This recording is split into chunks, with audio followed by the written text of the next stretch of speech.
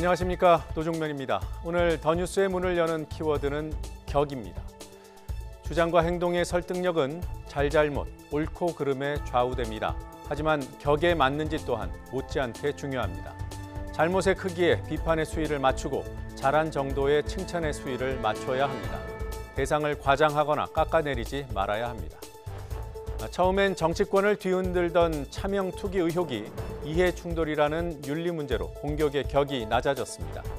호기롭게 꺼내든 관우의 청룡 언월도는 간대 없고 과도를 휘두르는 격입니다. 과도 휘두를 일이라면 한도 끝도 없을 듯합니다. 당장 가장 날을 세웠던 쪽 의원들의 이해 충돌 사례가 속속 확인 중입니다. 한국당의 이색적인 농성도 마찬가지입니다. 5시간 30분짜리 농성에 단식이라는 이름을 붙였다가 조롱과 비판을 자초했습니다. 농성에도 격이 있고 과장에도 품격이 있습니다. 더 뉴스 오늘도 진실에 한 발 더 다가가겠습니다. 주요 뉴스부터 정리하죠.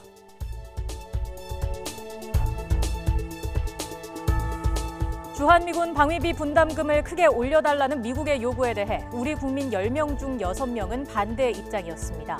전 연령대, 전 지역에서 그리고 보수 성향 응답자들도 반대가 많았지만 자유한국당 지지층에서만 오차 범위 내에서 찬성이 높았습니다. 미국이 주한미군 감축 또는 철수 카드로 압박할 경우를 가정하고 방위비 분담금 인상에 대한 의견을 다시 물었습니다. 역시나 반대 여론이 절반 이상이었습니다.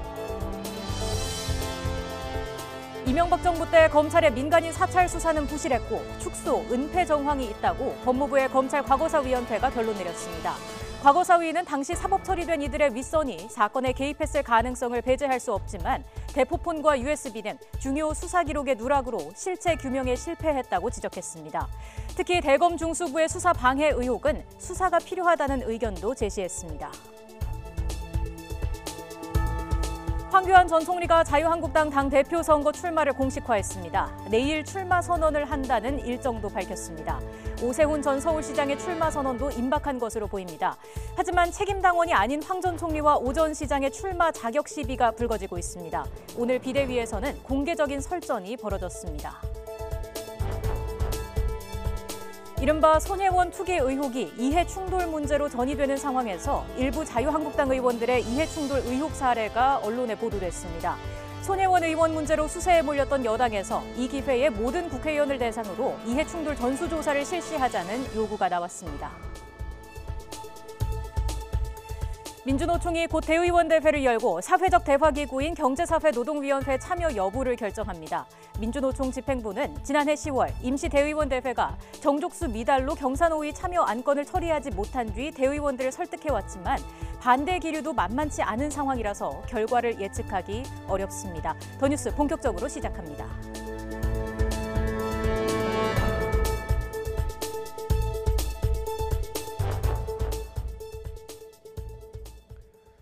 조혜주 중앙선관위원 임명 이후 국회가 사실상 마비된 상황입니다. 여당은 제1야당을 향해 릴레이 단식쇼를 중단하고 본업에 충실하라며 날을 세웠고 야당은 각종 의혹에 대한 물타기를 중단하라며 보이콧을 이어가겠다는 입장입니다. 국회 연결합니다. 우철희 기자. 네, 국회입니다. 네, 상황이 나아질 조짐은 없는 겁니까? 네, 현재로선 그렇게 보입니다. 여야가 한치의 물러섬 없이 맞서고 있기 때문입니다. 더불어민주당은 자유한국당이 소모적인 정쟁에만 골몰해서 2월 임시국회가 올스톱 위기에 직면해 있다며 본업에 충실하라고 촉구를 했습니다.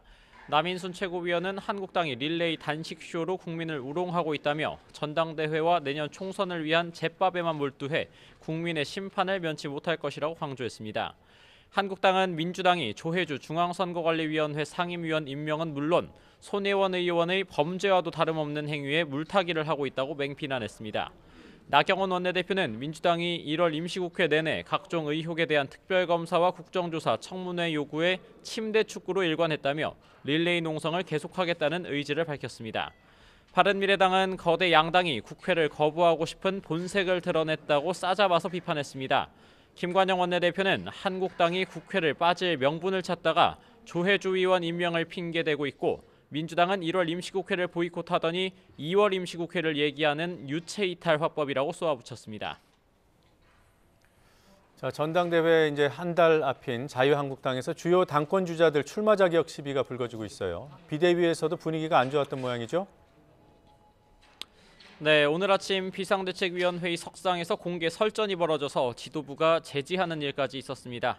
최근 입당한 황교안 전 국무총리와 오세훈 전 서울시장 등 유력 당권 주자들이 전당대회에 출마할 자격이 있는지를 두고 비대위 외부위원과 현역 의원들이 정면으로 충돌한 겁니다. 당헌과 당규가 다소 애매한 부분이 있는 상황에서 전당대회 당대표 출마 자격을 3개월 이상 당비를 납부한 책임 당원만 가질 수 있는지가 쟁점입니다. 정현호 비대위원과 이만희 의원의 말을 차례로 들어보시죠. 기성 정치인이나 유력자, 영향력 있는 사람들에게는 왜 이렇게 당원 당규가 간대한 것입니까? 예외를 적용받는 사람이 있다면 그것이 과연 공정한 선거입니까? 누구든지 출마하셔가지고 정말로 이 침체에 빠진 또 이 문재인 정부의 폭정을 막아주기를 많은 국민들이 원하고 계신다고 저는 생각합니다. 이에 김병준 비상대책위원장은 서로 말을 아끼자면서도 규정을 가볍게 여겨서는 안 된다고 정리했습니다. 당헌 당규 그 자체를 갖다가 가볍게 여기고 그것을 일종의 말하자면 그것을 지키자는 이야기를 갖다가 형식주의적인 그런 논리로 치부하는 그것은 비대위원장으로서 용납을 못합니다. 이와 관련해 다른 당권 주자들은 당헌 당규에 예외를 둬서는 안 된다며 출마 자격이 없다는 취지의 의견을 피력하고 있습니다. 하지만 당내 초재선 의원 중심의 모임인 통합과 전진에서는 성명을 내고 논쟁을 중단하고 누구든 출마해야 한다는 입장을 내는 등 논란이 거셉니다.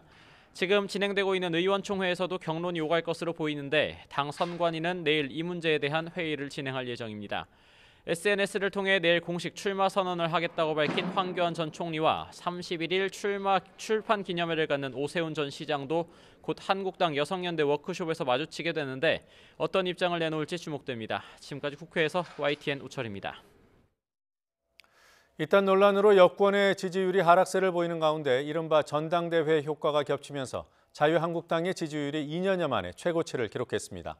다만 대안으로서의 존재감은 여전히 부족하고 반사 효과라는 한계 때문에 30% 선을 넘기기는 쉽지 않을 것이라는 분석이 나옵니다. 권준기 기자의 보도입니다. 더불어민주당 지지율이 2주 연속 떨어진 반면 자유한국당은 2주 연속으로 오르며 국정농단 사태가 본격화한 2016년 10월 이후 가장 높은 지지율을 기록했습니다. 지난해 9월 남북정상회담 직후 최저치를 기록했을 때와 비교하면 10%포인트 가까이 오른 수치입니다. 민주당은 같은 기간 7%포인트 넘게 빠졌습니다. 다음 달 한국당 전당대회를 앞두고 당권 주자들의 행보가 주목을 끌면서 이른바 컨벤션 효과가 나타난 것으로 분석됩니다. 하지만 민주당과 지지율 격차가 여전히 12%에 달하는 데다 대안정당으로 존재감이 부족해 지지율 30% 선이 벽이 될 수 있다는 관측도 나옵니다. 컨벤션 효과가 일부 나타나고 있는 데 따른 것 같은데요. 다만 이제 인적 쇄신이나 안보 등에서의 어떤 당의 노선의 변화가 없이는 아무래도 중도층 확대에 어려움이 있기 때문에 한 단계 더 상승하기는 좀 어려움이 있지 않을까. 문재인 대통령 지지율은 2주 연속으로 떨어졌습니다. 손혜원 의원 투기 논란과 조혜주 중앙선거관리위원 임명에 따른 야당 반발이 지지율에 영향을 미친 것으로 분석됩니다. 연령별로는 3, 40대 강세와 5, 60대 약세가 이어진 가운데 20대 청년층 이탈이 두드러졌습니다. 지역별로는 수도권과 호남에서 긍정이 부정을 앞섰지만 충청권에서 부정평가가 늘어난 점이 눈에 띕니다. 부산, 대구를 비롯한 영남과 강원 지역에서도 부정평가가 더 많았습니다. 설 연휴를 앞두고 정부 여당은 민생과 경제 행보를 강조해 민심 달래기에 나설 것으로 보이는 반면 한국당 등 야당은 정부의 경제 실정론을 부각하는 공세를 이어갈 것이라는 관측입니다. 이번 여론조사는 지난 21일부터 닷새간 전국 19세 이상 유권자 2,500여 명을 대상으로 실시됐으며 자세한 내용은 리얼미터와 중앙선거여론조사심의위원회 홈페이지에서 확인할 수 있습니다. YTN 권준기입니다. 이명박 정부 시절 대대적인 민간인 불법 사찰이 벌어졌다는 의혹으로 검찰이 3차례에 걸쳐 수사를 벌였습니다. 수사가 미진했다는 의혹이 제기돼 법무부 산하 검찰과거사위원회에서 진상조사를 진행해왔고 그 결과가 오늘 발표됐습니다. 예상대로 부실 수사에 축소 은폐 정황까지 드러났습니다. 취재기자 연결합니다. 양일혁 기자. 네, 서울중앙지방검찰청입니다. 네, 민간인 사찰에 대한 과거 검찰 수사 어떤 부분에 문제가 있었다는 겁니까? 네, 민간인 사찰 사건은 이명박 정부 시절 청와대와 국무총리실 산하 공직윤리지원관실에서 정부의 비판적인 민간인들을 대대적으로 불법 사찰했다는 의혹입니다. 당시 검찰 수사가 크게 세 시기로 나뉩니다. 우선 김종익 전 KB 한마음 대표가 블로그에 이명박 전 대통령을 비판하는 동영상을 올렸다는 이유로 불법 사찰을 당하고 대표이사직을 사임하도록 한 사건 수사. 이후 사찰 의혹이 확대되면서 국무총리 시절의 자체조사 이후 수사 의뢰에 따른 1차 수사. 마지막으로 장진수 전 공직윤리지원관실 주무관의 폭로로 진행된 2차 수사입니다. 법무부 산하 검찰과거사위원회가 당시 수사가 적절했는지 진상조사를 벌였는데요.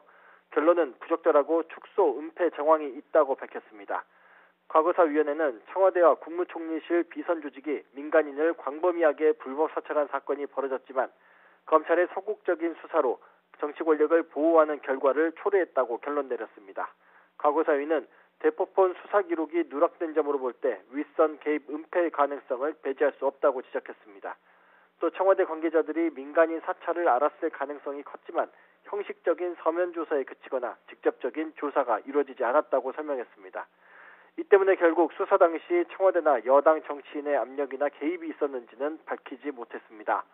2차 수사 때 검찰이 압수수색으로 확보한 김경동 전 주무관의 USB 8개 행방이 사라져 의문으로 남기도 했는데요. 대검 중수부에 전달된 이후 당시 수사팀 검사도 현재까지 USB 소재를 찾지 못했다는 사실이 새롭게 드러났습니다. 과거사위는 대검 중수부가 USB를 가져가 수사 방해에 해당할 여지가 있어 매우 부적절하다고 언급하고 증거 은닉 등 의혹에 대해 감찰이나 수사가 필요하다고 권고했습니다. 이에 대해 최재경 당시 대검 중수부장은 입장문을 내고 중요 증거물 여러 개가 수사 과정에서 없어졌다면 정상적인 수사 진행은 불가능하다며 과거사위의 발표 내용은 사실이 아니라고 강력하게 부인했습니다. 이 민간인 사찰 사건은 저희 YTN과도 무관하지 않습니다. 이른바 민간인 사찰 조직을 동원한 방송 장악 시도. 이에 대한 과거사위 판단은 어땠습니까? 예, 서울중앙지검이 지난 2012년 2차 수사를 시작한 이후 YTN 노조는 두 차례에 걸쳐 이명박 전 대통령과 권재진 전 청와대 민정수석, 박영준 전 국무총리실 국무차장 등을 고소했습니다. 청와대와 지원관실 공무원들이 언론인과 방송인들을 불법 사찰한 후 위법하게 수집한 정보를 이용해 방송을 장악하고 언론인을 통제했으며 이에 대한 파장으로 YTN 경영진이 노조의 우호적인 간부들과 조합원들을 부당하게 해임했다는 내용이었습니다. YTN 기자들은 총리실 사찰 문건과 통화 내역 등을 토대로 노정면 당시 노조위원장 등이 대량해직은 물론 부당하게 체포를 당했고 이명박 정부가 YTN 등 언론을 사찰하고 탄압했다고 고소했습니다. 그러나 진상조사단이 살펴본 결과 구본홍 전 YTN 사장이나 이사회 등을 상대로 인사외압이 있었는지 등 전혀 조사가 이루어지지 않은 것으로 드러났습니다. 또 노조와 회사의 주장이 대립되고 진술이 불일치하는데도 불구하고 기본적인 사실 확인조차 없었고 공소시효가 다가오자 서둘러 사건을 재판에 넘기지 않고 무혐의로 종결했던 것으로 드러났습니다. 이를 바탕으로 과거사위는 YTN 사장 인사와 청와대의 개입 등과 관련해 외부 압력이 있었는지에 대한 조사가 이루어지지 않았다며 수사가 미진했다고 최종 결론 내렸습니다. 지금까지 서울중앙지검에서 YTN 양희덕입니다. 민주노총이 오늘 대의원 대회를 열고 사회적 대화기구인 경제사회노동위원회 경사노위 참여 여부를 결정합니다. 집행부는 민주노총이 사회개혁을 주도해야 한다며 대의원들을 설득하고 있지만 내부의 반대 기류도 만만치 않은 상황입니다. 취재기자 연결합니다. 한영규 기자. 네, 한영규입니다. 지난해 10월에는 정적수 미달로 안건 처리를 못했던 것으로 압니다. 오늘은 어떨 것으로 예상하십니까? 네, 현재로서는 결과를 예측하기가 쉽지 않습니다. 민주노총은 조금 전인 오후 2시부터 정기대의원 대회 사전 행사를 시작했습니다. 본회의는 오후 3시부터 시작됩니다. 현재 민주노총의 전체 대의원은 1,200여 명입니다. 경사노위 참여 안건은 과반수 참석에 과반수 찬성으로 의결하게 됩니다. 경사노위 참여 안건은 오후 6시쯤 상정돼 한두 시간 뒤에 결과가 나올 것으로 예상됩니다. 지난해 10월 대의원 대회는 정족수 부족으로 무산됐습니다. 오늘은 과반수 이상이 참석해 경사노위 안건 상정이 가능할 것으로 민주노총 집행부는 기대하고 있습니다. 민주노총 집행부는 최근까지 경사노위 참여 의지를 여러 차례 밝혀왔습니다. 김명환 위원장은 신년 기자간담회에서 정부 정책에 대한 개입을 강화하고 사회적 의제를 해결하기 위해 경사노위에 참여해야 한다고 강조했습니다. 하지만 민주노총 내부의 반대 기류도 만만치 않습니다.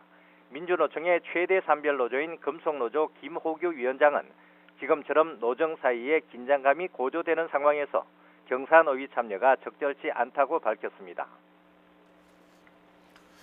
민주노총이 오늘 경사노위 참여를 결정한다 해도 노동 현안에 대한 사회적 합의까지는 어려움이 많을 것 같아요. 네, 그렇습니다. 민주노총이 경사노위 참여를 결정하면 일단 경제사회노동위원회는 양대 노총과 경영계, 정부가 모두 참여하는 사회적 합의 기구가 됩니다. 지난해 11월 공식 출범 이후 2달 만에 정상 가동되는 것입니다. 하지만 사회적 대화가 지속할지는 여전히 불투명합니다. 민주노총과 한국노총 모두 경영계가 요구하고 있는 탄력근로제 단위기간 확대를 강력히 반대하고 있습니다. 또 경사노위 논의 대상은 아니지만 정부가 추진하고 있는 최저임금 결정책의 이원화도 절대 받아들일 수 없다는 입장입니다.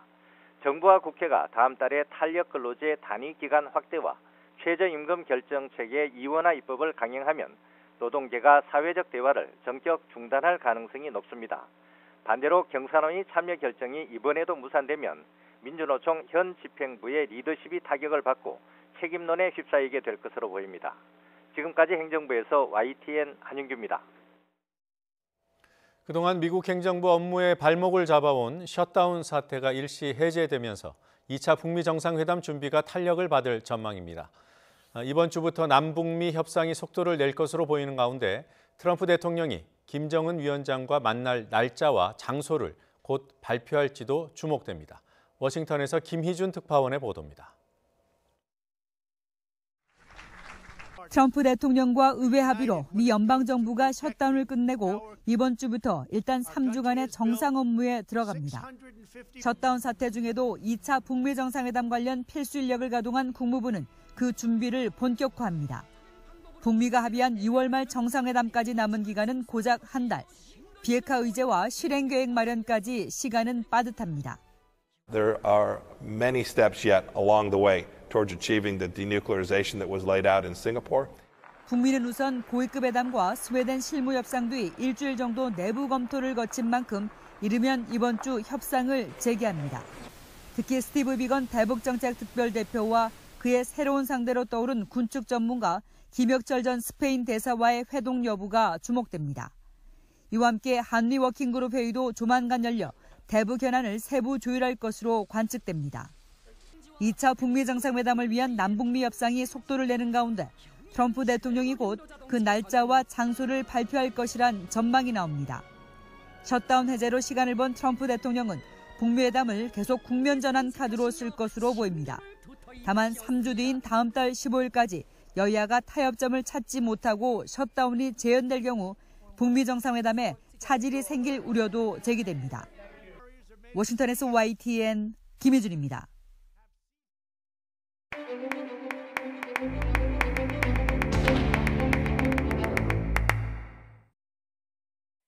선거제 개편에 관한 논의가 이어지고 있지만 여야 합의까지 아직 넘어야 할 산이 많습니다.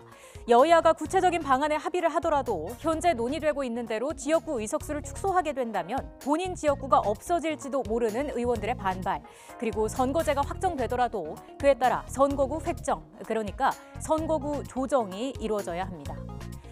일단 국회는 의석수와 선출 방식까지만 결정합니다. 비례대표와 지역구의 비율과 배분 방식, 지역구 출마자가 비례대표에도 입후보에 득표율에 따라 구제를 해주는 석패율제, 그리고 대도시에 한해서 2, 3등까지도 당선시키는 도농복합형 등이 논의되고 있습니다. 하지만 국회의 역할은 여기까지고 이후 구체적으로 선거구를 조정하는 일은 중앙선관위의 선거구 획정위가 맡게 됩니다. 이 선거구 획정위가 어떻게 구성되는지 살펴보겠습니다. 선거구 획정위원회는 중앙선관위원장이 위촉하는 9명으로 구성됩니다. 획정위원장은 위원들이 호선으로 뽑습니다. 다만 각 정당 이해가 민감하게 충돌하기 때문에 여야는 위원 추천권을 행사합니다. 획정위원 9명 가운데 1명은 중앙선관위원장이 지명합니다. 나머지 8명은 여야가 4명씩 추천을 하게 됩니다. 단 소속 의원이나 당원은 배제됩니다. 선거구 획정위원회는 이미 구성이 완료돼 있습니다. 공직선거법 구성 시한은 지난해 10월이었지만 연말에 구성됐습니다. 획정위는 국회로부터 선거제도 개편안을 넘겨받아 총선 13개월 전에 획정안을 확정짓고 국회의장에게 제출해야 합니다. 따라서 지금은 국회가 개편안을 넘길 때까지 기다리는 중입니다. 총선 13개월 전이면 오는 3월 15일입니다. 2달도 안 남았습니다. 국회로부터 개편안을 넘겨받은 뒤 논의 시간이 충분할지, 선거구 획정안을 국회로 제때 넘길 수 있을지 의문입니다. 공직선거법은 총선 1년 전에는 선거구 획정안이 확정돼야 한다고 규정하고 있습니다. 법정 시한은 4월 15일입니다. 3월 15일에 선거구 획정안이 국회에 제출되면 한 달 안에 국회가 확정을 해야 합니다. 이때 국회의 선택은 거부냐 수용이냐 둘 중 하나뿐입니다. 국회가 개입해 수정할 수 없고 거부는 정치적 부담이 크기 때문에 그대로 확정될 가능성이 큽니다. 그야말로 운명의 시간이 다가오고 있습니다. 지난 25일에 있었던 미세먼지 저감을 위한 사상 첫 인공강우 실험은 사실상 실패한 것으로 보입니다. 오늘 중간 결과가 발표됐습니다. 주변 지역에 공식적으로 기록된 비나 눈은 없었던 것으로 나타났습니다. 취재기자 연결해서 자세한 내용 알아보겠습니다. 정혜윤 기자. 네, 정혜윤입니다. 네, 중간 결과이긴 하지만 강수 확인이 안 된 거죠? 네, 그렇습니다. 기상청은 오늘 오전 중간 결과 발표에서 일부 성과는 있었다고 밝혔는데요. 먼저 전남 영광 지역의 관측 차량에서 약한 안개비를 받고 기상 선박 주변에서 비를 포함한 구름이 일부 관측됐다는 겁니다. 하지만 기상 정규 관측망과 기상 선박에서 비나 눈은 기록되지 않았습니다. 결국 강수량 자체가 없었다는 건데 실험의 목적인 미세먼지 저감 효과도 당연히 확인할 수 없는 겁니다. 따라서 이번 1차 실험은 사실상 실패한 것으로 보입니다. 이번 인공강우 실험은 지난 25일 오전 10시쯤 전남 영광 북서쪽 110km 해상에서 이루어졌습니다. 기상 항공기를 활용해 비에 씨앗인 요오드 화은을 살포한 뒤에 기상 선박과 모바일 관측 차량, 또 대기 관측망을 통해 구름 내부 강수 입자와 미세먼지 변화를 관측했습니다. 기상청은 이번 실험은 올해 예정된 15차례 실험의 시작으로 인공강우 기술을 축적하는 과정으로 봐달라고 당부했습니다. 기상청과 환경부는 2월 말에 상세한 분석과 전문가 자문을 거쳐 1차 인공강우 실험의 종합 결과를 발표할 예정입니다. 지금까지 YTN 정혜윤입니다. 서울 5개 재건축 재개발 조합이 각종 부적격 행위를 하다가 적발돼 수사 의뢰됐습니다. 총회 의결 없이 용역업체로부터 자금을 차입하거나 예산 일부를 조합원의 해외여행 경비로 사용하기도 했습니다. 취재기자 연결합니다. 이하린 기자. 네, 경제부입니다. 네, 비리가 적발된 조합 어느 곳입니까? 네, 국토부와 서울시가 합동조사를 벌인 5개 조합은 반포주공 1단지 3주구와 대치상용 2차, 개포주공 1단지, 흑석 9구역, 임은 3구역입니다. 먼저 조합 운영과 관련된 94건이 적발됐습니다. 조합원의 권리에 밀접하게 영향을 주는 사항은 총회의 의결을 거치도록 하고 있는데요. 5개 조합 모두 총회 의결 없이 정비업체나 설계업체 등 용역업체로부터 자금을 차입했다가 적발됐습니다. 이러한 예산 회계 관련 부적격 사례만 44건에 이릅니다. 조합원에게 부담이 되는 용역 계약을 총회 의결 없이 처리하는 등 용역 계약과 관련된 비리는 15건으로 집계됐습니다. 수의계약 과정에서 예산 일부를 조합 임원이 지정하는 조합원의 해외여행 경비로 사용하기도 했습니다. 조합원의 알 권리를 보호하기 위해 중요 회의 의사록, 업체 선정 계약서, 연간 자금 운용 계획 등 정비사업 관련 정보는 공개해야 하는데요. 이 의무를 위반한 조합도 적발됐습니다. 이와 함께 무상으로 제공하기로 한 사항을 실제로는 유상으로 처리하는 등 시공사 입찰 관련 비리도 13건 드러났습니다. 네, 그럼 이번에 적발된 조합에는 어떤 조치가 내려지나요? 네, 국토부는 우선 전체 107건 가운데 도시정비법 등 현행법을 위반한 16건에 대해서 수사 의뢰했습니다. 앞서 말씀드린 총회 의결 절차를 위반했거나 정보 공개 목록을 누락한 경우 등이 대상입니다. 다만 1차 입찰 제안서와 수의계약 입찰 제안서 내용이 다르거나 공사비 세부 내용 누락 등 시공사 입찰 과정에서 적발된 미비점에 대해선 시정명령하기로 했습니다. 또 조합 임원이나 총회에 참석하지 않은 사람들에게 부당 지급된 수당 등 총 6건 3천만 원은 조합으로 다시 환수하도록 조치할 계획입니다. 국토부와 서울시는 사업비 증가, 사업 지연 등으로 조합원에게 피해가 전가되는 조합 비리를 근절하기 위해 시공사 선정과 조합 운영 과정을 지속해서 점검할 방침입니다. 지금까지 경제부에서 YTN 이하린입니다.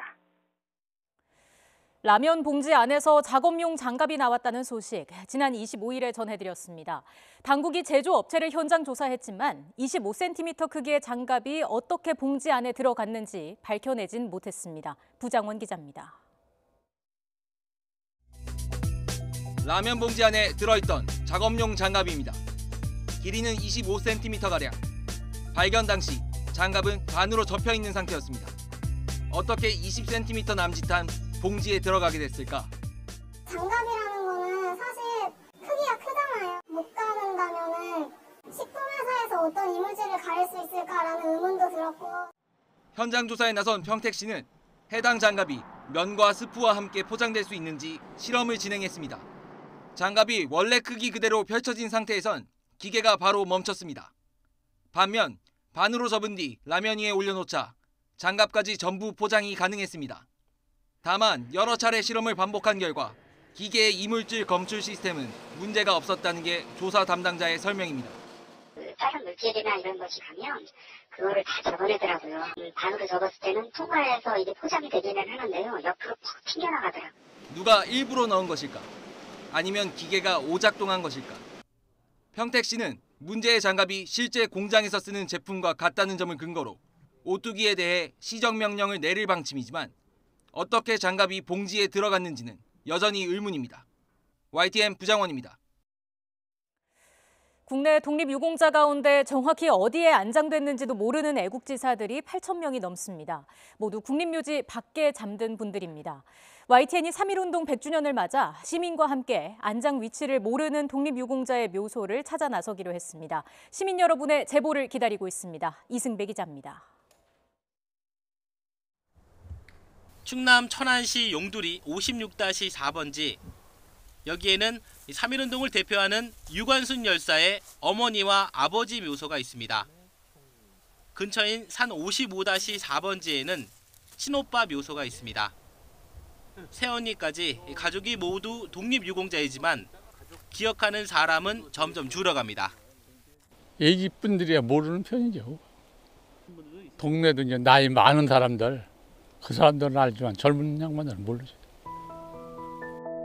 그나마 주소가 남아있으면 다행입니다.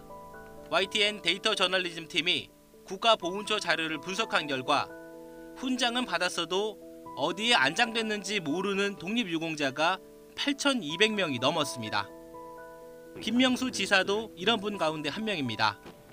항일운동을 하다 고문을 당해 17살에 생을 마감했다는 기록은 있지만 정작 묘소 위치를 모릅니다. 주소지, 그분들의 생가, 묘소라도 정확한 주소를 알아야지만 국민분들이 자연스럽게 그분들을 예우할 수 있는 문화가 만들어지거든요.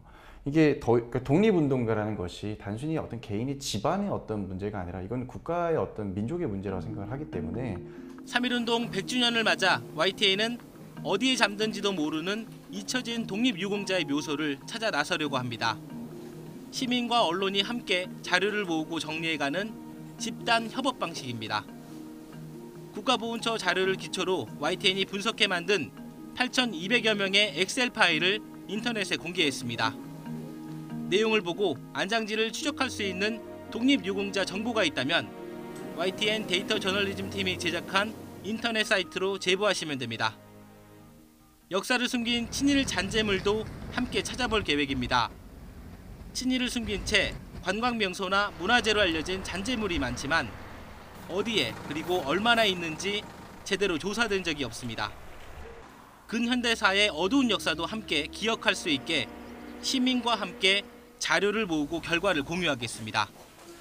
시청자 여러분의 참여를 기다리겠습니다. YTN 이승배입니다.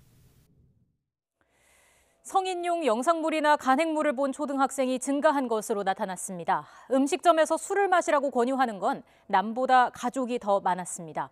청소년 유해 환경 실태조사 결과를 김정태 기자가 전해드립니다. 여성가족부가 지난해 전국 초등학교 4학년부터 고등학교까지 재학생 15,000명에게 물었습니다. 그 결과 최근 1년간 성인용 영상물을 본 청소년은 10명 중 4명꼴이었습니다. 주로 인터넷 포털 사이트로 봤는데 웹툰 같은 간행물로 접한 경우도 17.3%였습니다. 특히 초등학생의 이용률이 늘었습니다. 지난 2년 사이 5, 6학년생이 영상물을 본 경우는 1.0%포인트, 간행물을 본 경우는 1.3%포인트 증가했습니다. 성인용 영상물 피해 예방 교육도 있지만 절반 넘게 도움이 안 됐다고 답했습니다. 성인용 인터넷 게임 이용도 증가했습니다. 그러나 이용할 때 성인 인증 절차가 없었다는 응답이 많아 보완책 마련이 시급한 것으로 나타났습니다. 교내 폭력이나 성폭력 피해는 감소했지만 인터넷 공간에서는 피해가 모두 늘었습니다. 피해를 봤어도 청소년 절반은 해당 사실을 주변에 알리지 않았는데 심각한 일이 아니라고 생각해서였습니다. 눈에 띄는 건 음식점에서 술 권유를 받았냐입니다. 가족이 권유 또는 강요했다는 응답이 2명 중 1명꼴이었습니다. 중학교 때부터 절반 이상 권유받았다고 답했는데 식구끼리 마시면 괜찮다는 인식이 작용했기 때문으로 보입니다. 이 밖에 아르바이트를 경험한 청소년들은 준 것으로 나타났습니다. 34.9%가 최저임금을 받지 못했고 근로계약서도 작성하지 않아서 전반적으로 부당한 처우 속에 일한 것으로 조사됐습니다. 여성가족부는 이런 내용이 담긴 청소년 환경 실태 조사 결과를 청소년 보호 종합대책에 적극적으로 반영한다는 계획입니다. YTN 김정혜입니다. 더 뉴스 60초 뒤에 이어집니다.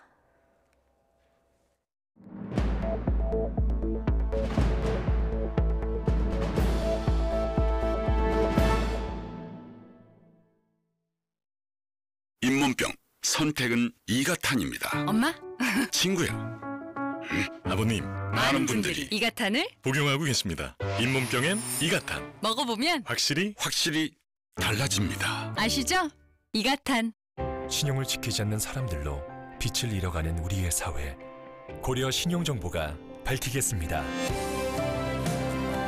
당신의 희망찬 미래를 위해 고려 신용정보. 콜레스테롤 걱정 많으시죠? 문제는 쌓여가는 나쁜 콜레스테롤 LDL. 그래서 좋은 콜레스테롤 HDL이 필요합니다. 콜레스테롤을 생각한다면 레이델 폴리코사놀. 호텔 예약 사이트 너무나 많죠? 당신이 원하는 호텔이 딱 한 군데만 있거나 혹은 여기저기에 가격도 천차만별이라면 아이 머리 아파! 그래서 트립하고 원하는 호텔을 비교 검색해서 스마트하게 찾아주니까 호텔 트립하고.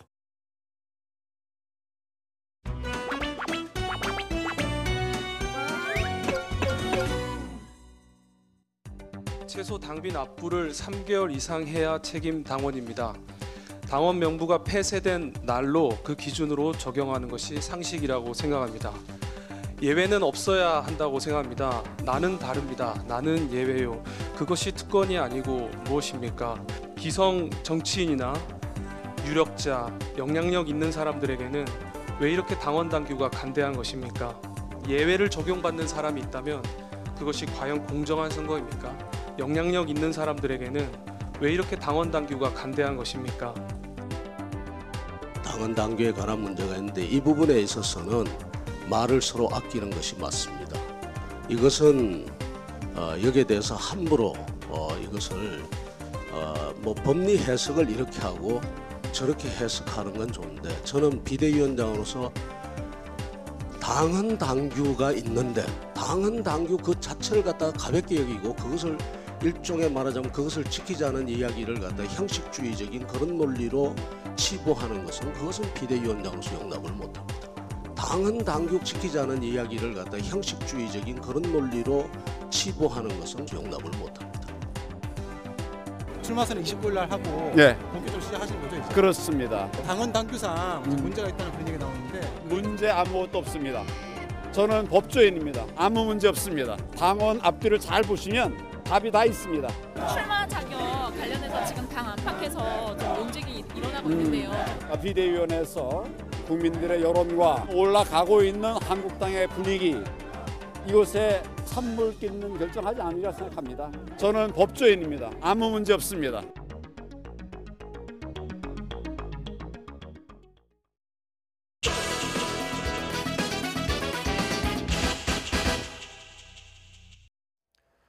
최근 정가에서는 손혜원 지고 서영교가 뜬다는 말이 나옵니다. 비슷한 시기에 손 의원의 투기 의혹과 서 의원 재판 거래 의혹이 터졌지만 야당의 공세는 손 의원에 다소 집중됐습니다. 하지만 재판 민원 의혹이 더 중요한 사안이라는 지적과 또 일부 야당에서는 국회와 법원 간 재판 거래 의혹을 전반적으로 조사하는 특위를 만들기도 했습니다. 재판 거래가 서영교 의원에 국한된 문제가 아니라는 문제 인식입니다. 여야 1대1 미니 토론, 오늘은 국회와 법원 간의 재판 거래 의혹을 다뤄봅니다. 박주민 더불어민주당 의원, 오신환 바른미래당 의원 나와 계십니다. 어서 오십시오. 네, 안녕하세요. 안녕하세요. 자, 이 손혜원, 서영교 두 의원에 대한 윤리위원회 그 징계안 제출은 끝나 있고요. 네네. 곧 가동이 될 것 같았는데 지금 이제 뭐 국회 일정이 전면 스톱돼 있지 않습니까? 네. 지금 윤리위도 안 열리는 겁니까? 글쎄요, 뭐 나경원 원내대표의 말대로라면 모든 국회 활동에 대해서 보이콧하는 것으로 보여지고 있고요. 네. 그래서 그런지 윤리위도 제가 알기로는 절차가 진행되지 않고 있는 것으로 알고 있습니다. 예. 만약에 윤리위가 가동되면 네. 뭐 어떤 징계가 가능한 겁니까? 지금 현재 국회 윤리위가 역대 징계 처리된 게 딱 2건이 있더라고요. 네. 18대 때 한 건, 19대 때 한 건인데요. 뭐 사안이 성폭력 행위나 뭐 그 이전에 18대 때는 아시다시피 강용석 의원의 이제 성희롱 관련된 부분인데 윤리위의 징계 내용이 제가 보니까 30일 동안 출석 정지하는 거, 그리고 공개석상에서 사과하는 거, 그리고 제명하는 거, 뭐 이렇게 좀 특정화되어 있습니다. 그렇기 때문에 이것이 아주 세분화되어 있지 않기 때문에 동료 의원들이 윤리위를 열어가지고 뭐 최대 이제 제명인데 제명하면 의원직이 박탈되는 거 아닙니까? 네. 이런 사안까지 가기가 쉽지가 않은 것이죠. 그러니까 늘 유명무실한 윤리위로 지적받고 있는 것이 아닌가 이렇게 생각이 됩니다. 뭐 징계 수위가 좀 뭐 유명무실하더라도 이 두 사안을 보면은 어느 것이 더 중하다 이런 판단은 가능하지 않겠습니까? 어떻습니까? 물론입니다. 지금 뭐 사안이 조금 다른 것이죠. 예. 손혜원 의원은 이미 뭐 잘 알려진 바대로 본인의 어떤 상임위 활동들을 통해서 이해 충돌의 여지가 있는 것이 아니냐라는 측면에서 지금 문제 제기가 되고 있는 것이고요. 서영교 의원의 경우는 아시다시피 지금 대법원과 청와대 간에 전 박근혜 정부 간의 재판 거래 의혹으로 지금 뭐 대법원장이 전직 양승태 대법원장이 구속까지 된 거 아니겠습니까? 그럼 반면에 국회와는 그런 사안들이 있는 것이냐라는 것에 대한 의혹이 있고요. 또 그 과정들이 이번에 2차 임종원 전 차장의 기소 내용에 보면 아주 상세히 담겨 있습니다. 그걸로 미뤄 봐서는 다소 재판 거래가 이루어진 것이 아니냐 이렇게 볼 수가 있는 여지가 있거든요. 그래서 이 부분을 가볍게 보지 말고 이것은 뭐 대한민국 헌법의 103조가 근거하고 있는 재판의 독립성을 해치는 헌법 유린 사항이 아니냐라고 볼 수가 있거든요. 그래서 이 부분에 대해서도 우리가 명백하게 검찰 수사와 함께 진상 규명이 이루어져야 되겠다 이렇게 생각하고 있습니다. 네, 그러니까 뭐 지금 전직 대법원장이 구속되는 헌정사상 초유의 일이 일어났고요. 그런 이제 사법농단의 한 일부로서 국회의원이 신분을 이용해서 법원과 재판 청탁 민원을 주고받는 그런 거래 관계를 만들었다 이런 의혹 가운데 하나가 이제 서영교 의원 사건입니다. 물론입니다. 네, 그렇게 보면 두 가지 의문이 남습니다. 민주당은 이 서 의원에 대한 당 차원의 조치를 조금 더 강하게 해야 될 것이 아닌가. 그리고 한국당은 또 뭐 야당은 만약에 여당을 비판한다면 좀 더 서영교 의원 사건에 더 집중해서 해야 되는 게 아닌가. 이 두 가지 의문이 있어요. 먼저 민주당의 조치는 어떻습니까? 추가 조치가 나올 수 있습니까? 이미 이제 1월 22일부로 검찰이 서영교 의원에 대한 그 수사를 착수했다라고 보도가 되고 있어요. 당연히 저희들도 수사 결과나 이런 것에 따라서 추가 조치가 당연히 가능하고요. 저희들이 뭐 다 끝났다라고 이렇게 문을 닫거나 하진 않았습니다. 알겠습니다.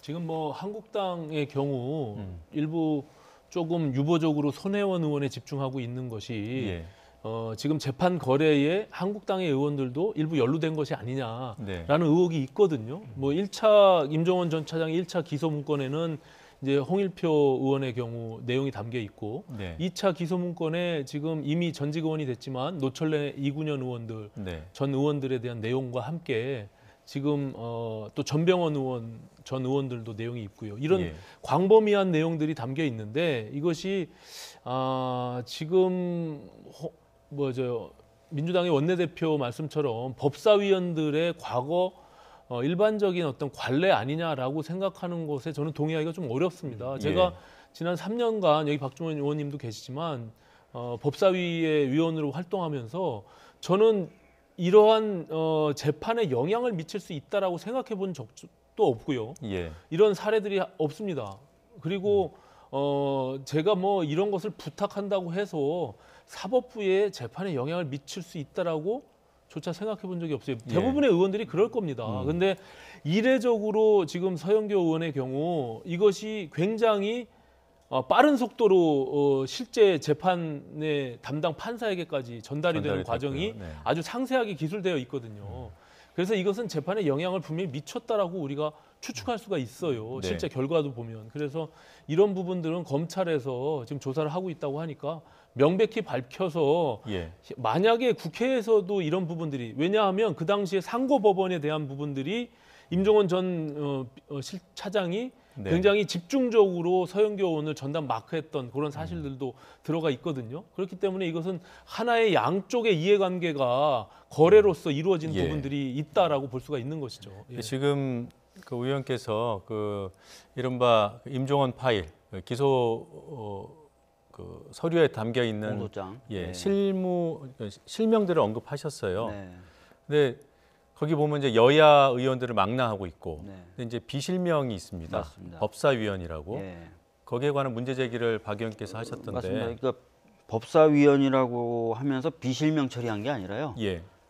보통 비실명 처리하면 이름이 있는데 그 이름 있는 부분을 구멍을 뚫어가지고 빵빵빵 이렇게 만드는 겁니다. 근데 그게 아니라 아예 이 사람은 공소장 자체에 이름이 등장하지 않습니다. 그러니까 그래서 저도 되게 궁금하고 그래서 여러 경로로 좀 알아봤는데 임종원 전 차장이 이 사람에 대해서만큼은 입을 안 연다는 거예요.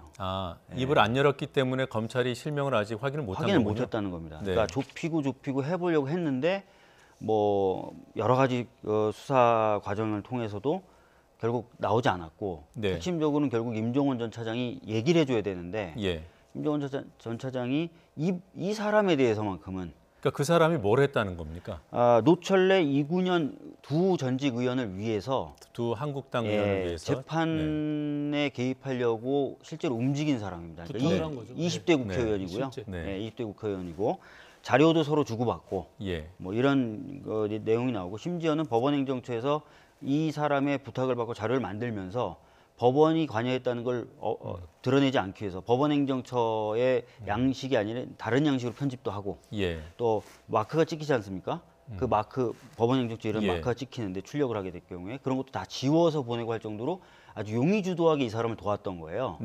그런데 이 사람에 대해서만큼은 딴 뭐 정치인들이다 판사다 이름 다 부는데 이 사람에 대해서만큼은 지금까지 입을 다. 왜 그럴까요? 뭐 도움을 받기를 바라는 건가요? 두 가지 중에 하나입니다. 첫 번째는 양승태 전 대법원장 시절에 이 사람이 관여된 바가 굉장히 커서 이 사람을 얘기하게 될 경우에 뭐 사법농단에 관련된 실체가 더 크게 부각된다. 그런 가능성이 있다. 첫 번째 가능성. 그래서 입을 다물고 있다. 두 번째 가능성은 지금도 뭔가 이 사람으로부터 도움을 받고 있다. 그래서 지금도 보호해야 된다.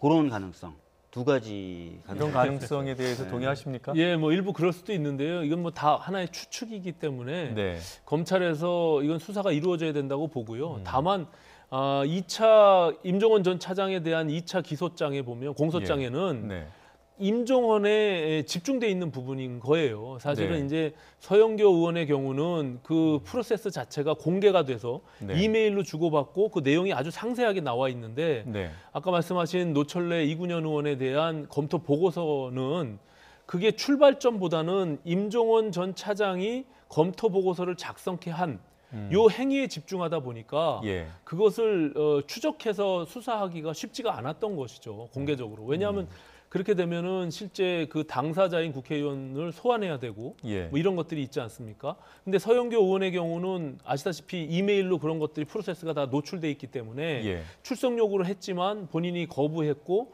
결국에는 서면 조사만으로 끝났단 말이죠. 그래서 이 서영교 의원뿐만이 아니라 거기에 등장하고 있는 국회의 전현직 의원들의 경우도 예. 저는 저 박주민 의원님이 문제 제기한 것처럼 그것은 검찰에서 수사가 이루어져야 된다 이렇게 생각하고 예. 있습니다. 그 문건에는 뭐 법사위원이라고만 돼 있다고 말씀하셨지만 네, 현역 국회의원이고 그리고 또 법사위원이다. 20대 전반기라고 20대 하셨잖아요. 전반기죠. 왜냐하면 그건 이제 추정하신 건가요? 아닙니다. 공소장에 2016년 8월에 법사위원이었다라고 나옵니다. 예. 그러니까 전반기의 법사위원이었던 거죠. 그럼 그 시점에는 혹시 예, 오신환 의원도 저도 법사위원이시죠? 예, 저는 한국당.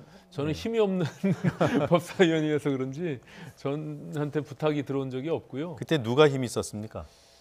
그때 뭐 아시다시피 한국당 지금의 예. 한국당의 의원님은 법사위원장이 권성동 위원장이었고요. 예. 그리고 간사가 김진태 의원이었고 네. 그 외에 지금 현재 법사위원장을 맡고 있는 여상규 의원 그리고 또 누가 있나요? 지금 정가윤 의원님, 예. 주광덕 의원님 네. 그리고 한 분이 윤상직 의원님 이렇게 지금 구성되어 있습니다. 저를 포함해서 저는 예. 중간에 이제 바른정당으로 탈당해서 나왔고요. 예. 예. 전부 7분이셨고요. 그 중에서 이제 네. 탈당하셨고. 예, 8월 16년도 8월이면 다 그 당시는 이제 새누리당 네. 의원이. 그런데 전에 그 한국당 관계자 이제 출연해서 말씀하시는데 이거는 한국당으로 특정할 수 없다. 아무리 도움을 받은 사람이 전직 한국당 의원이라 하더라도 여야를 넘나들어서 관계가 설정될 수 있는 거 아니냐? 뭐 그럴 수는 있겠지만 사실 그건 좀 드문, 네. 뭐 희박하죠. 사실은 희박하고요. 예, 네. 희박하고 어쨌든 그 모든 것을 포함해서 검찰에서 저는 저 수사가 제대로 검찰이 수사하면은 뭐 밝힐 수 있을까요? 일단은 뭐 아까 말씀하신 대로 임종원 전 차장이 예. 그것을 밝히는 게 가장 빠르겠죠. 누군지를. 그렇지 않으면은 여러 가지 정황들을 좀 더 세밀히 조사하고 필요하면은 뭐 국회에도 예. 조사를 해야겠죠. 예. 네. 그 사실은 이제 아까 말씀하셨던 대로 임종원 전 차장의 주변에서의 그 관련된 증거를 얻는 데는 실패한 것으로 보여지고요. 진술을 얻는 것도 실패했다. 네. 나머지 방법은 이제 20대 전반기 법사위 위원들을 소환해서 조사한다든지 예. 이런 식으로 이제 직접 조사가 들어가야 되니까 말씀하신 대로 이제 좀 수사가 이루어질 필요가 있죠. 지금 바른미래당 같은 경우에는 당내 특위를 구성하셨죠. 네네. 예, 이 법원과 국회 간의 사법 거래, 재판 거래 의혹을 밝히기 위한 특위를 구성했는데 민주당은 비슷한 노력을 할 그런 방침이 없습니까? 현재까지는 뭐 저희들은 딱히 그런 방침은 없고요. 아까 예. 말씀드렸던 대로 뭐 서영교 의원에 대해서는 검찰이 이미 수사를 하고 있거든요. 네. 그러면 이제 그 결과에 따라 저희들이 추가적인 조치를 하겠다 정도입니다. 아니 근데 예. 좀 민주당에 대해서도 네. 좀 더 적극성을 가져야 되는 이유가 지금 양승태 전 대법원장에 대한 구속과 관련해서 예. 민주당의 여러 논평들은 그것이 당연하다라고 지금 논평을 내고 있거든요. 네. 그러면 그거와 거의 같은 프로세스에 있는 서영교 의원의 경우는 지금 그냥 단순히 원내수석직을 내려놓은 것만으로 우리가 지켜보겠다라고 하는 것은 저는 좀 문제가 있어요. 굉장히 곤혹스러울 것 같아요. 특히 이제 박주민 의원님 같은 분의 경우는 예. 왜냐하면 이것이 지금 윤호중 사무총장의 경우는 그냥 어려운 사람을 위해서 할 수 있는 일이다라고 치부를 해버리고 또 홍영표 원내대표의 경우는 법사위의 관행이다라고 하는데 예. 여기 저 박주민 의원님도 법사위원으로서 저는 굉장히 불쾌합니다. 솔직히 그것이 법사위 관행이라고 단정지어 말하는 홍영표 원내대표의 말을 저는 도저히 받아들일 수가 없어요. 관행이 맞습니까, 아닙니까? 그러니까 그런 경우들이 종종 있었다라는 표현인 것 같은데요. 사실은 말씀하신 대로 이제 앞으로는 절대 있어서는 안 되는 것이고 그러기 위해서라도 이번에 이제 정치인들의 재판 개입에 대한 철저한 네. 수사나 조치도 네. 필요하고 또 사법농단 관련된 여러 판사들에 대한 확실한 조치도 필요하고요. 예. 더 나아가서 지금 사개특위 위원이시기도 하니까 아예 그 법원행정처의 를 중심으로 한 사법농단이 가능했던 그 구조도 바꾸는 게 필요하죠. 제가 그래서 항상 말씀드리는 게 이게 진짜 문제라면은 자유한국당 같은 경우에 지금 굉장히 비판을 많이 하지 않습니까? 예. 그러면 진짜 사법개혁을 위해서 그리고 사법농단 관련돼서 좀 더 적극적인 자세를 보여달라고 말씀을 드리고 있는데 바른미래당은 뭐 이미 열심히 하고 계시니까 굉장히 이 부분에 있어서 소극적인 부분이 있죠. 사법개혁에 대해서 진정성을 가지려면 우리 스스로 도려내는 내부적 개혁이 먼저 선행돼야 될 거 아닙니까? 그래야 법원에 대한 개혁을 요구할 수가 있는 것이죠. 근데 오히려 이것에 대해서는 굉장히 주춤하고 있는 이런 상황들이 법원의 입장에서 보면 판사들이나 검사들이 보면 사실 웃기는 거 아니겠습니까? 국회에서는 늘 이런 것이 있었으면 아까 말한 대로 관행이거나 종종 있었다면 그 증거를 내놔야 되는 것이죠. 저는 한 번도 관행이거나 종종 있었다고 생각해 본 적이 없어요, 솔직히. 3년 동안. 만약에 있었다면 내놔야 되는 것이고 그리고 그것이 지금 드러난 것만이라도 먼저 우리가 그것을 정리를 해야만 법원에 대한 우리가 주장을 할 수가 있는 것인데 알겠습니다. 과거에 정말로 종종 있었던 일이라면 판사들이 봤을 때는 국회에서 탄핵한다 그러고 국회에서 먼저 무슨 법원을 향해서 개혁한다 그러는데 당신들이 아쉬울 때는 맨날 부탁하고 청탁하지 않았냐라고 생각할 거 아닙니까?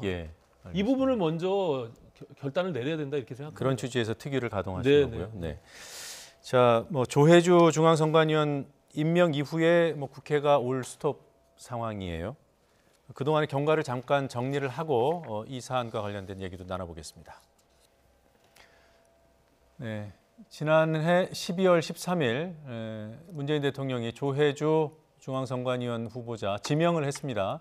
그리고 올해 1월 9일에 국회 행안위에서 이제 청문회를 열려고 했지만 이때는 자유한국당의 불참으로 청문회가 파행됩니다. 조혜주 선관위원 내정자가 문재인 캠프 전력이 있다 이런 이유로 불참을 했고요.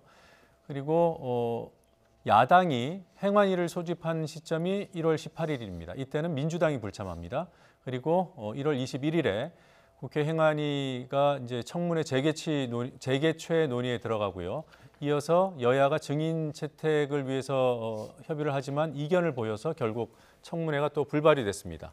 그 직후에 문재인 대통령이 임명장을 수여했습니다. 여기까지가 지난 경과고요. 자, 그동안 청문회 못한 책임이 일단 어느 쪽에 있습니까? 오 의원께서 말씀해 주시죠. 뭐 청문회는 사실은 뭐 국회가 해야 되는 절차이니까요. 뭐 국회가 책임이 있습니다. 다만 지금 뭐 이 선거관리위원회 상임위원이라는 그 직책이 갖는 의미가 있잖아요. 여기는 이제 법으로 딱 명시가 되어 있습니다. 정당에 가입돼 있거나 정당 활동을 하지 않은 그런 사항이 명시가 되어 있는데 이 조혜주 후보자 지금 이제 임명까지 했으니까 상임위원회 경우는 그런 것들이 지금 문서상에 드러난 부분들이 있는데 민주당에서 그것을 실수다 아니다라고 자꾸 얘기를 하기 때문에 거기서 쟁점이 해결이 안 되고 있는 부분들이 있었습니다. 17년도에 대선이 끝나자마자 대통령 선거 대선 백서를 민주당에서 발간하는데 거기에 조혜주라는 이름이 등장을 합니다. 거기에 분명히 공명선거 특보라고 785쪽에 나와 있거든요. 근데 이것이 그냥 민주당에서 실수로 등재가 돼 있는 것이다. 그것이 동명이인일 수도 있다. 이렇게 치부해버리는 것은 국민들이 납득하기가 좀 어렵잖아요. 그럼 캠프에서 일을 했다는 건데. 그 캠프에서 일했다는 증거가 민주당에서 발간한 대선 백서에 있다는 겁니다. 실제로 이제 그 부분에 대해서 이제 민병두 의원님이 그 당시 그 특보에 관련된 일을 전담하셨기 때문에 최근에 이제 여러 매체와 인터뷰를 통해서 입장을 밝히고 계신데 공식적으로 조혜주 위원이 이제 특보로 임명됐다는 자료가 없다는 거죠. 그러니까 신청서가 존재해야 되는데 신청서가 존재하지 않고 임명장을 발부했으면 임명장을 발부했다는 대장의 기록이 있어야 되는데 그런 게 없다는 겁니다.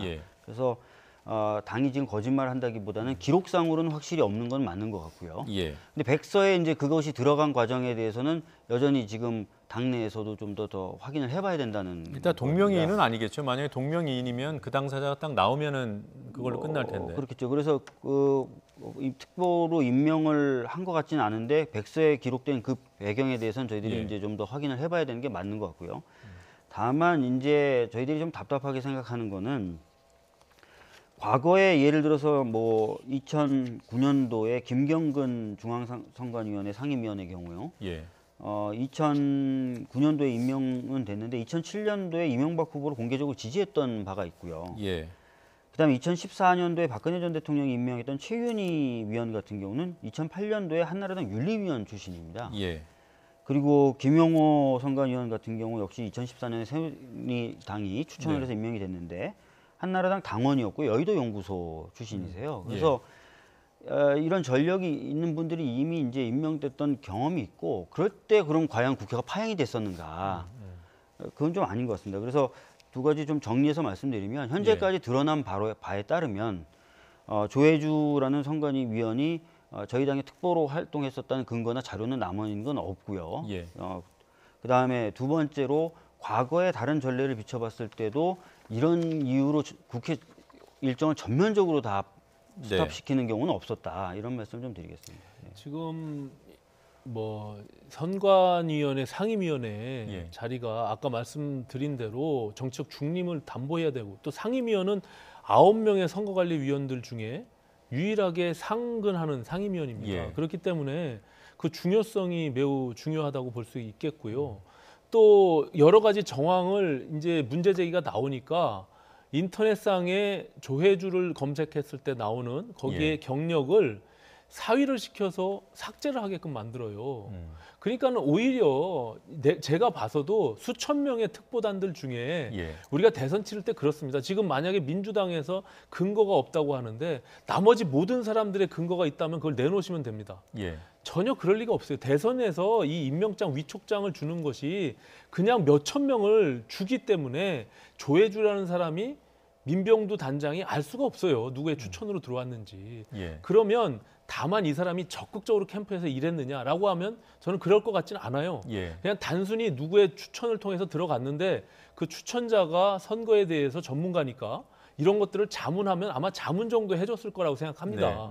그럼 그런 정도로 정치적인 어떤 그 논란에서 비껴가면 되는 것인데 처음부터 이것을 거짓말하고 아니다라고 더군다나 민주당에서 자기네들이 만들어낸 백서조차를 거부하는 실수라고 해버리는 이런 행위가 저는 오히려 잘못된 방향으로 가고 있다. 이렇게 그럼 애초에 그 정도는 인정했더라면 상황이 이렇게 악화되지는 않았을 거다. 그렇죠. 그러니까 나는 캠프에서 직접 한 게 아니라 추천을 통해서 그냥 위촉장을 받기는 했지만 단순히 자문을 해줬고 또 한국당 쪽에서 당시 새누리당 쪽에서도 요청이 있으면 자문을 해줬다라는 정도로 해설이 되면 저는 충분히 가능하다고 생각합니다. 그런 게 이제 청문회에서 가능하지 않았을까요? 가능했죠. 그러니까 청문회에서 그게 그런 걸 따지고 그랬으면 좋았을 텐데 하는 그런 지적들도 있어요. 아니 근데 그 이전부터 이미 디펜스를 하고 이 이제 인터넷상에 나와 있는 경력을 삭제해 버린다거나 이미 그 백서에 나와 있는 것을 부정하고 그것은 실수다. 아니다. 실제 그 인물이 아니다. 나는 받은 적이 없다. 이렇게 해버리니까 이게 오히려 진실 게임으로 가게 되는 그런 모양새를 띠게 되는 거죠. 이력 삭제는 팩트입니까? 네, 실제로 그런 일은 있었다고 하는데요. 그거는 뭐 자기 정보를 맞게 고친 차원이지 방금 말씀하셨던 것처럼 은폐하기 위한 건 아니었다. 뭐 이런 거고요. 그게 청와대에서 통보가 갑니다. 그럼 통보가 가면 그것을 인지하고 그 다음에 사의를 시켜서 삭제를 해요. 이거는 고발장에 나와 있습니다. 그렇기 때문에 그 사실 확인은 분명한 것이고요. 그러니까 저도 그 사실은 인정하는데 그 의도나 목적이 말씀하신 대로 어떤 진실을 은폐하기 위한 것이 아니라 자기 정보를 맞게 수정하기 위한 것이었다라고 지금 얘기가 되고 있고요. 아까도 말씀드렸지만 지금 뭐 이번에 그 저희들이 특보단을 운영하면서 민병두 의원의 말이에요. 과거처럼 그렇게 특보를 무작위로 남발하거나 이런 일들을 막기 위해서 원래 지역위원장이었다거나 당과 사전에 계속 활동했던 사람들 제외한 나머지는 거의 100%에 가깝게 신청서를 받고 그다음에 신청서를 들어오면 한 10명 정도가 기사라든지 관련된 어떤 인터넷 검색들을 통해서 이 사람들의 어떤 하자 여부 정도는 다 체크를 하고 임명장을 발부했고 발부했을 경우에는 발부한 대장에다가 등록을 했다는 거예요. 근데 전혀 등장하지 않고 실제로 이 사람이 캠프에 와서 활동했다거나 이런 것들 본 사람도 없고요. 자유한국당에서 뭐 녹취록을 근거로 내긴 했지만 그건 당에 특히 그 선거 캠프 관련된 사람의 녹취가 아니라 중앙선관위에 있는 사람이 그랬대더라 그런 얘기가 있다더라라고 얘기한 녹취록이죠. 그래서 사실은 이런 부분은 청문회를 열어서 오히려 확인을 했으면 되는 문제인데 지금 오히려 그거보다는 좀 정치적 쟁점화에 좀 집중하고 있는 것 아닌가라는 느낌이죠. 뭐 하자가 정말 있는지 없는지에 대해서는 뭐 두 분 지금 오늘 입장이 합치될 것 같지는 않은데요. 이 정도 하자는 있다라고 지금 말씀하시는 거니까 이런 상태에서 국회 보이콧 한국당의 입장 어떻습니까?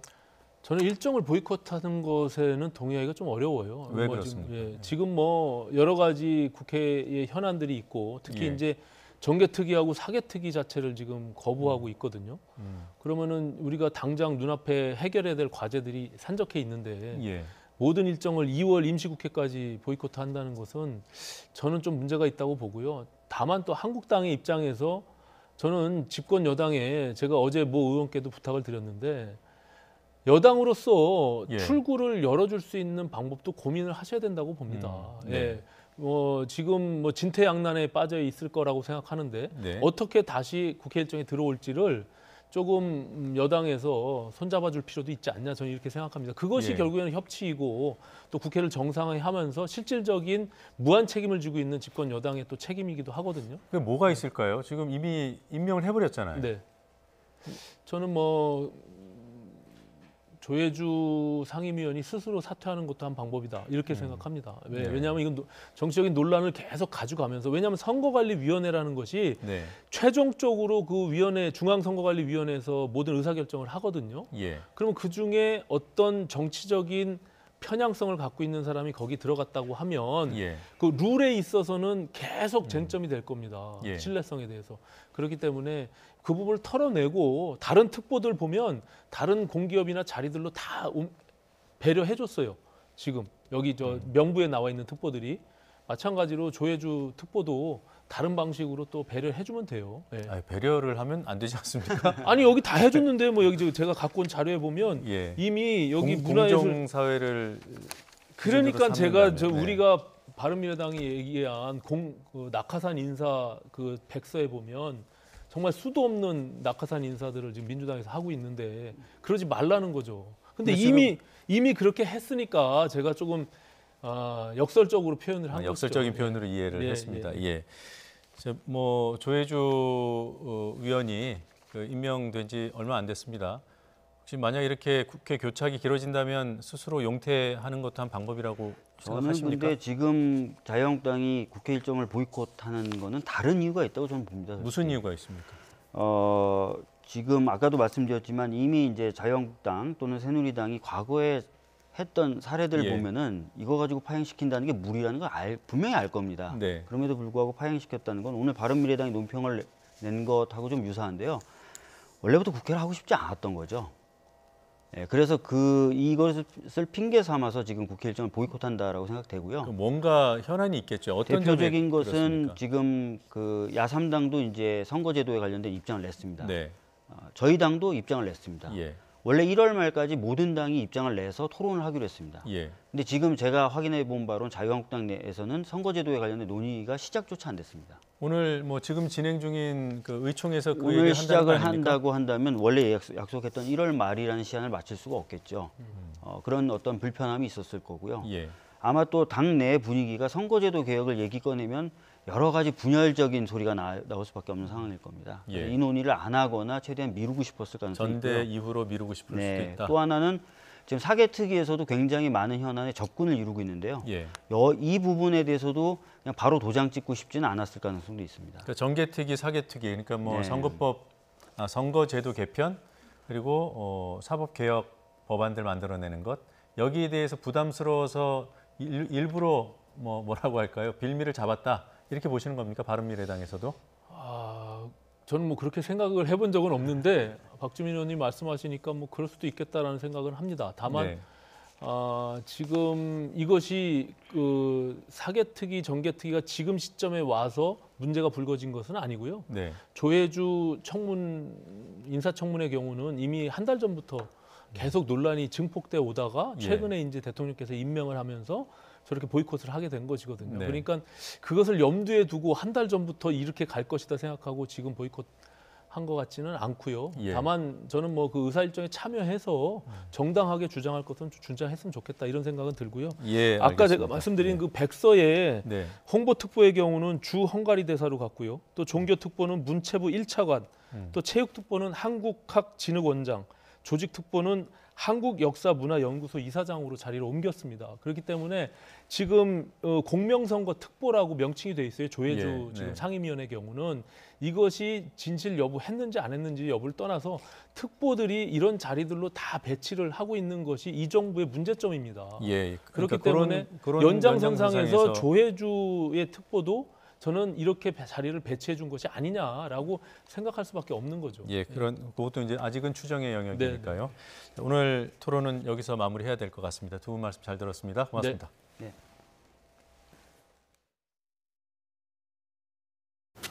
저는 미사초등학교 5학년 정현준입니다.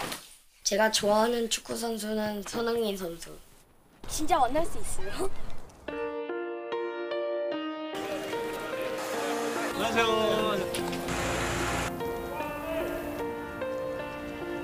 현준 안녕. 너를 위해서 1일 코치를 맡게 된 누구?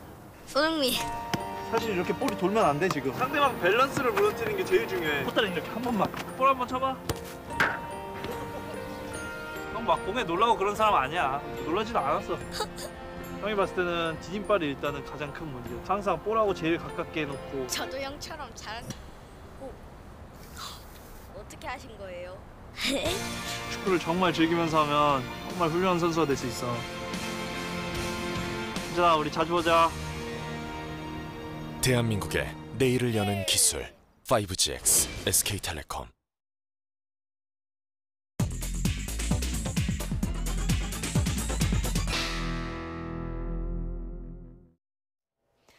뉴스브리핑입니다. 경기도 화성시의 한 원룸에서 남녀 2명이 흉기에 찔려 1명이 숨진 사건이 발생해 경찰이 수사에 나섰습니다. 경기 화성 동탄경찰서는 어제 저녁 9시 반쯤 화성시 원룸에서 38살 권모 씨와 41살 장모 씨가 흉기에 찔렸다는 신고를 접수했다고 밝혔습니다. 여성인 권 씨는 병원으로 옮겨졌지만 숨졌고 장 씨는 중태인 것으로 전해졌습니다. 경찰은 41살 광모 씨를 용의자로 특정해 추적하던 중 용인 한박산 인근에서 멈추어선 곽 씨의 차량을 발견하고 360여 명을 투입해 수색 작업을 하고 있습니다. 서울 서초경찰서는 서울고등검찰청 소속 53살 김모 검사를 음주운전 혐의로 수사하고 있다고 밝혔습니다. 김 검사는 어제 오후 5시 54분쯤 서울 서초동 자신의 아파트 주차장에서 술에 취한 채 주차하다가 다른 차를 긁고 지나간 혐의를 받습니다. 피해 차량 운전자의 항의를 무시하고 귀가한 김 검사는 신고를 받고 출동한 경찰의 음주 측정 요구도 거부하다 현행범으로 체포됐고 경찰서에서 음주운전 사실을 시인했습니다. 김 검사의 혈중 알코올 농도는 면허 취소 수준인 0.264%로 드러났습니다. 앞서 지난 23일에는 같은 검찰청 소속 62살 정모 검사가 혈중 알코올 농도 0.095%로 서초동에서 음주운전을 하다가 추돌 사고를 내 입건됐습니다.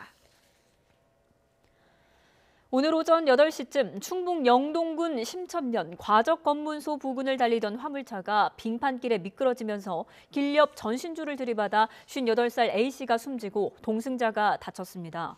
앞서 오전 7시 반쯤에는 고당리 옥계폭포 부근에서 7중 추돌 사고가 나 10여 명이 다쳤습니다. 경찰은 새벽에 내린 비가 도로에 얼어붙으면서 사고가 난 것으로 보고 있습니다.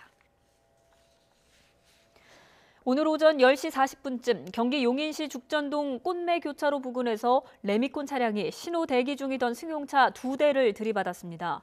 이어 뒤따라오던 승용차들이 속도를 줄이지 못해 연쇄 추돌하면서 모두 29대가 부딪혔습니다.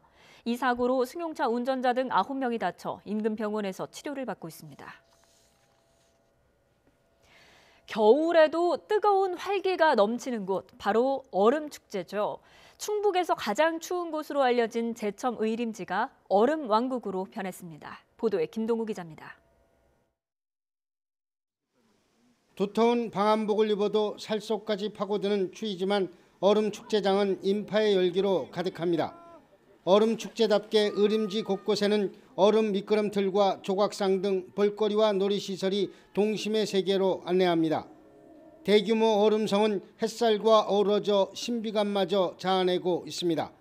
인공으로 만든 눈이지만 모처럼 만에 밝다 보니 신이 납니다. 축제 구경하니까 너무 좋아요.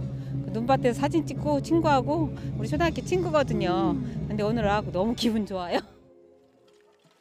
얼음 썰매는 아이들에겐 겨울방학 추억거리를 만들고 어른들에겐 옛 추억을 되살리기에 충분했습니다. 함께 타는 의자형 썰매여서 더욱더 신이 나고 즐겁습니다. 공어 서식지로 유명한 의림지에서 얼음 공어 낚시는 얼음 축제의 백미였습니다. 얼음구멍에 낚시를 들여온 지 10여 분 정도면 손맛을 볼 수 있어 재미가 쏠쏠합니다. 오늘 날씨 춥기는 한데 햇빛이 되게 좋고요. 재밌는 것 같아요. 오늘 처음 해봤는데 오늘 낚시하는 재미를 느낄 수 있는 것 같아요. 축제 참가자들이 입장권 금액만큼을 행사장 내 먹거리 장터 등에서 현금처럼 사용할 수 있는 것도 재미거리입니다. YTN 김동호입니다. 여자친구와 금전 문제로 다툰 끝에 극단적 선택을 시도한 20대 남성이 경찰의 필사적인 심폐소생술 끝에 목숨을 구했습니다. 서울 강동경찰서는 지난 21일 오후 25살 장모 씨가 목숨을 끊겠다고 말한 뒤 차량을 끌고 사라졌다는 신고를 접수하고 광나루 한강공원 일대에 순찰차 7대와 경찰관 20여 명을 투입해 수색 작업을 벌였습니다. 경찰은 천호대교 아래에 세워진 차량에 연기가 가득 찬 것을 발견하고 장 씨를 구조해 심폐소생술을 한 뒤 현장에 도착한 구조대원에게 넘겼고 장 씨는 의식을 되찾아 치료 후 퇴원했습니다.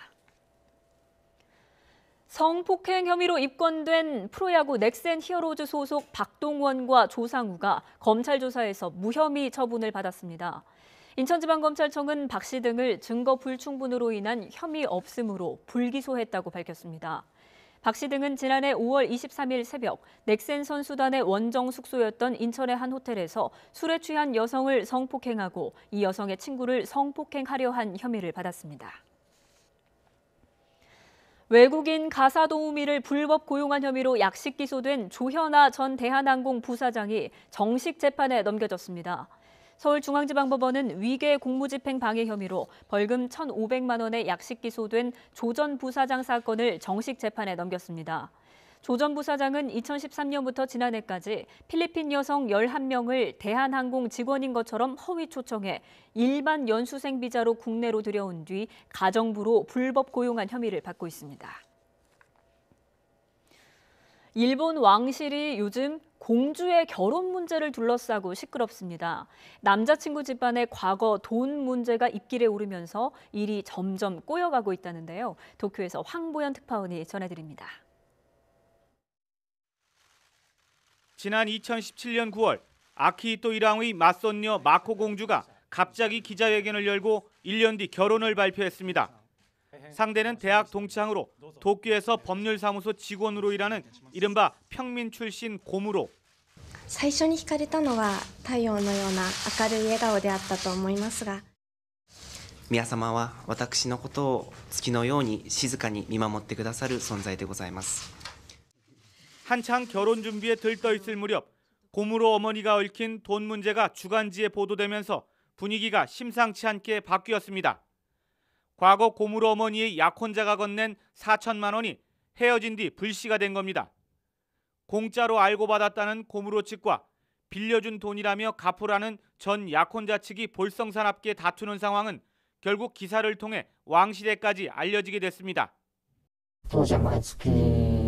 ですね、10万ずつ振り込んで、僕の認識としてはあくまでおかしくしています。 냉랭해진 왕실은 얼마 후 뜻밖의 결혼 연기를 발표했고 공주의 아버지는 조속히 돈 문제를 해결하라는 강력한 경고의 메시지를 날렸습니다. 結婚したいという気持ちがあるのであれば、やはりそれ相応の対応をするべきだと思います. 이에 응답하듯 고무로는 최근 돈 문제는 다 해결됐다는 입장을 내고 왕실 분위기를 살피는 중이었는데 문제가 또 터졌습니다. 돈을 갚으라고 요구한 당사자가 자신과는 한마디 얘기도 없었다며 펄쩍 뛴 겁니다. ちょっと心外ですね。僕にまずコンタクトを何らかの形で取ってというのが先じゃないかなと僕は思うんですけど. 깜짝 발표로 일본 사회를 놀라게 한 왕실의 러브스토리는 생각지도 못한 돈 거래의 암초에 걸려 허우적거리면서 좀처럼 해피엔딩으로 끝날 기미를 보이지 않고 있습니다. 도쿄에서 YTN 황보현입니다. 더 뉴스 1부는 여기서 마치겠습니다. 저희는 잠시 뒤 2부로 돌아오겠습니다.